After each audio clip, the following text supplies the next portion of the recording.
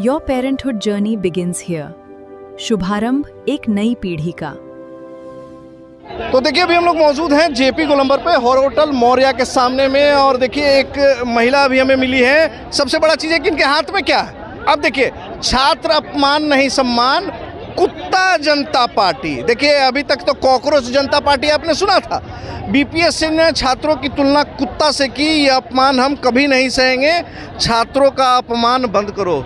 राजेश जी तो जो नियंत्रक हैं उनको तो कल सस्पेंड कर दिया गया। सस्पेंड, आप हम पे ईंटा चला दीजिएगा, पत्थर बरसा दीजिएगा, गोली चला दीजिएगा, हमको यहाँ मेरा मर्डर हो जाए और फिर कहिएगा कि मेरे माँ बाप से या और सब जनता से कि हमसे गलती हो गई। जब आप हमें उपाधि दे ही दिए हैं तो आप देख भी लीजिए कि कॉकरोच और ये कुत्ता जनता पार्टी लोग क्या करती है। इतने बड़े पद पर हैं लेकिन किस तरह के शब्दों को इस्तेमाल करें बच्चों के लिए, बच्चियों के लिए, ये लगता है सत्ता के नशा में, अफसरशाही में के नशे में ये लोग भूल गए हैं क्या? बिल्कुल भूल गए हैं। ये जो है ना, हमें तो लग रहा है एग्जाम पास करके नहीं आए, ये भी सेटिंग गेटिंग वाले हैं। बिल्कुल ये भी सेटिंग गेटिंग वाले हैं। अगर सेटिंग गेटिंग वाले एग्जाम अगर पढ़े लिखे व्यक्ति होते ना तो हम लोग युवा हैं, क्या हम लोगों के मुंह से गाली निकली आपके लिए?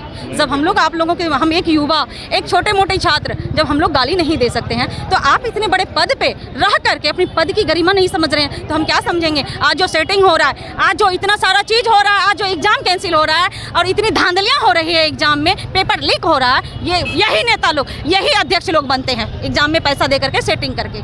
इसीलिए आज हम लोगों के लिए ऐसी वर्ड, कोई परिभाषा की बातों की हम लोगों का प्रयोग कर रहे हैं हम लोगों के ऊपर, कि कोई कॉकरोच कह रहा है, कोई गटर का नाली का कीड़ा कह रहा है, तो कोई हम लोगों को कुत्ता कह रहा है।